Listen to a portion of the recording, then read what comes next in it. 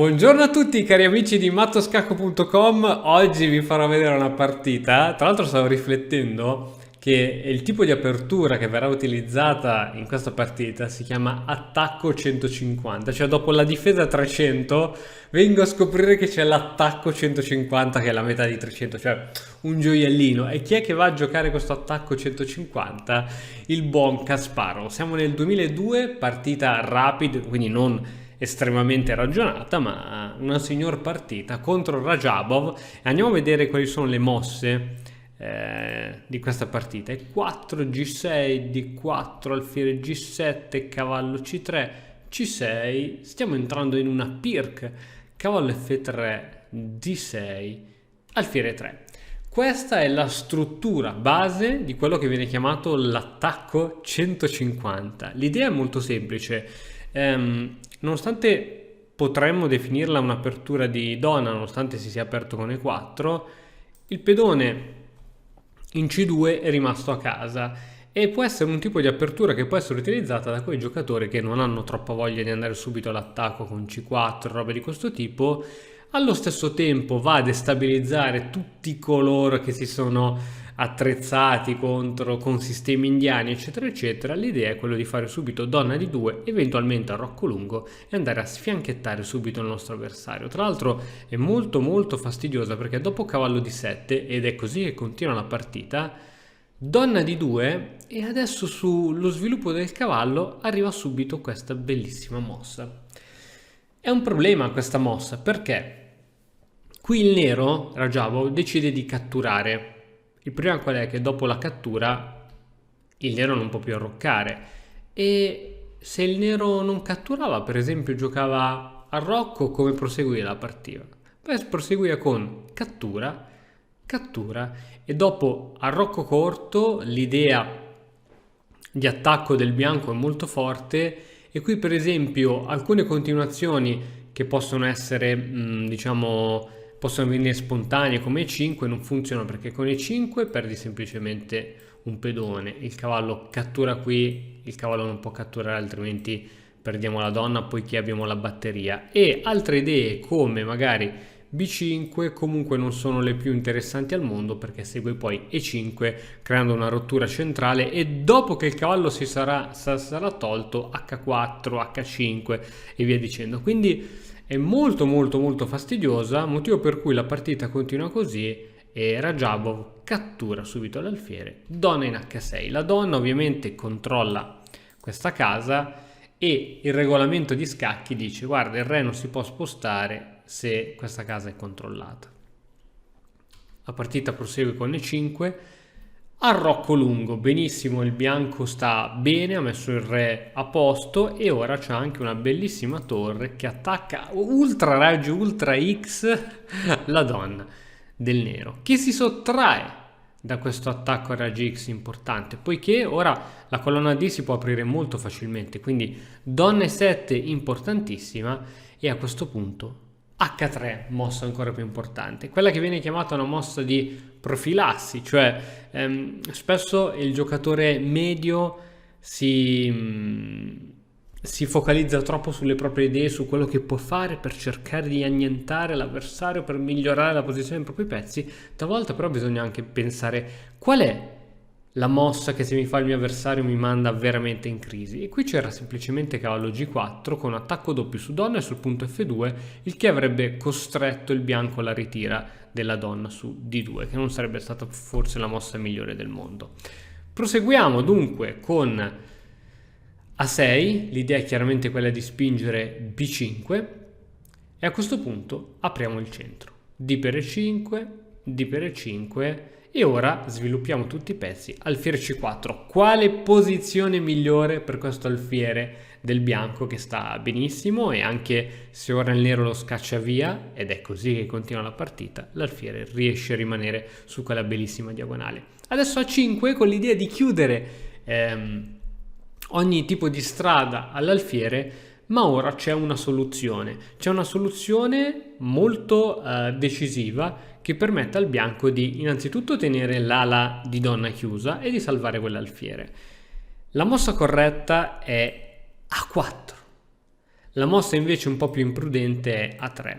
A3 potrebbe funzionare, anche se dopo questa c'è la ritirata e c'è comunque sempre questa spinta di rottura, oppure ci potrebbe essere subito questa spinta di rottura, mentre A4 è vero che la partita continua in questo modo, B per A4, ma dopo questa l'alla di donna è chiusa, questo pedone è bloccato, non può continuare ad attaccare, eccetera, eccetera. È anche vero che adesso il bianco Kasparov sacrifica un pedone centrale, ma è il prezzo da pagare per tenere tutto ancora immobile sull'ala di donna. La partita però continua invece con B4. B4 comunque è chiusa l'ala di donna e adesso bisogna andare via.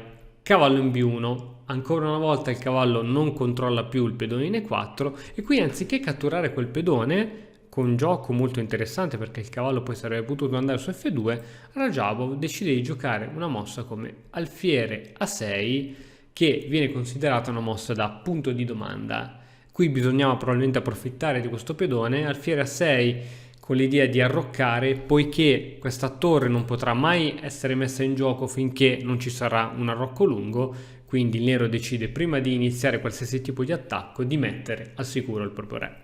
E a questo punto cavallo in BD2, arrocco lungo e ora cosa si gioca? Perché questa è la classica situazione dove dici ok, ho sviluppato i pezzi, il mio alfiere è in gioco, i due cavalli si guardano, ho già mosso anche la donna, questa torre già su colonna aperta e mo che cosa gioco? E qui ti lascio qualche secondo per ragionarci.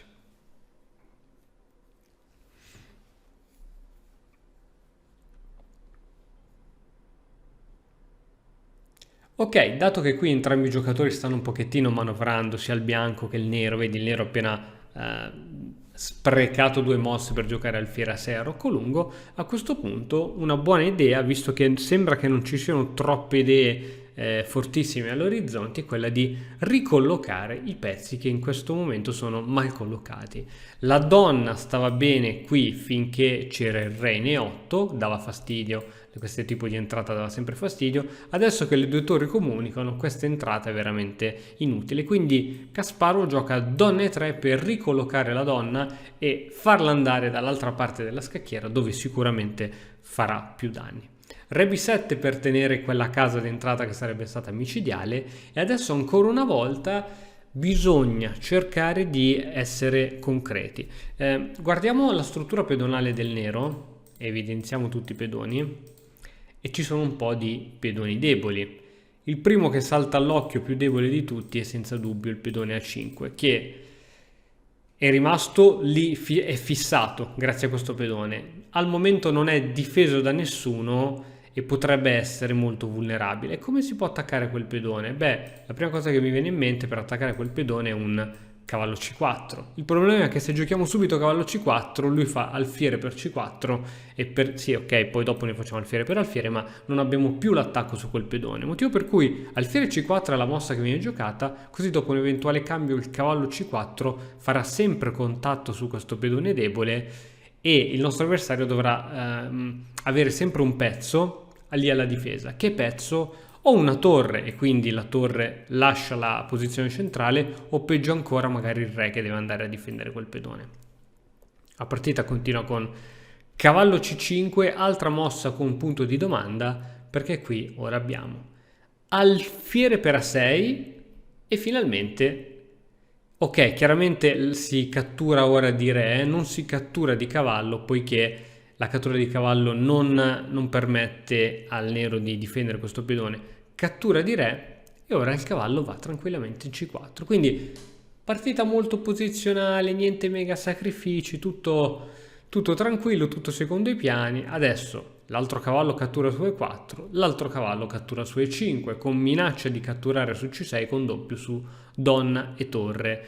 Torre di 5, l'ultima mossa col punto di domanda, qui probabilmente teneva un pochettino di più una mossa come donna e6, dopo F3, F6, F per, cavallo per A4, cavallo D3, donna per... insomma c'era una variante stralunghissima e difficile da vedere per noi comuni mortali. Radjabov gioca torre di 5 e adesso perciò c'è Cavallo C6, chiaramente qui ora non sappiamo bene le dinamiche, ma possibile anche che il nero era un pochettino a corto di tempo perché è una partita rapida, quindi ci sta commettere queste imprecisioni, cosa che in partite ragionate non avrebbero mai fatto. Cavallo per C6 minacciando la donna va in G5 chiedendo un cambio delle donne, ma c'è questa mossa che costringe il nero a ricatturare la torre in D5 e ora cavallo in quarta, cattura in A5. I due cavalli si stanno proteggendo a vicenda e ora si minaccia anche cavallo per B4 con attacco su re e donna.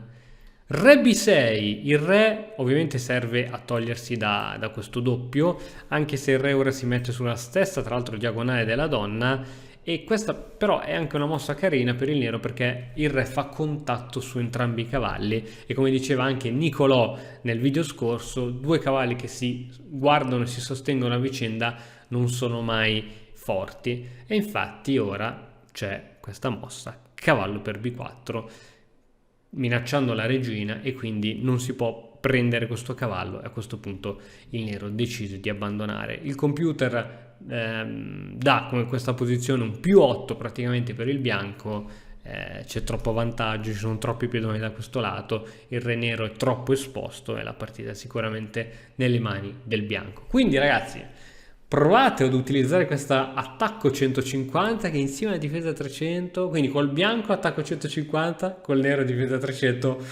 un gioiellino. Mi raccomando, attorno al 15 di settembre uscirà il corso sulla difesa siciliana all'interno dell'Accademia, della Matto Scacco Academy, tenuta non vi dico chi, da un maestro molto, molto forte e quindi niente, ci aggiorniamo, ciao! E ora per continuare che cosa posso fare? Beh, innanzitutto ti consiglio di iscriverti al nostro canale in modo tale da non perderti le nuove video lezioni. E poi puoi vedere il video che è stato più cliccato in questa settimana. Ci vediamo, ciao!